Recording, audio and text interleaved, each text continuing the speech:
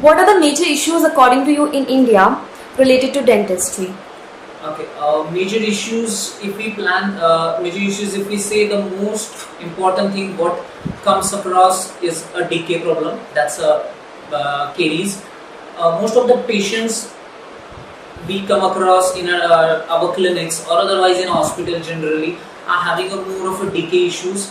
That most of the decay had been lost, or most of the teeth had been lost, or most of the teeth had been to that situation where they cannot be either salvaged or to a such level where doing a treatment is little more complicated. So we ask generally most of the patients, particularly in our clinical, so we ask most of the patients to have a maintenance phase, which is a very important phase, because if we plan and if we do the treatments or if we do a regular checkups at every regular intervals like 6 monthly or once a year regular cleaning, that is known as a scaling, dental scaling. If we regularly do these procedures and if we regularly have a checkup along with some home maintenance advised by your dentist like dental cleaning, use of a floss, mouth floss, use of electronic floss, or otherwise brushes and a mouthwash.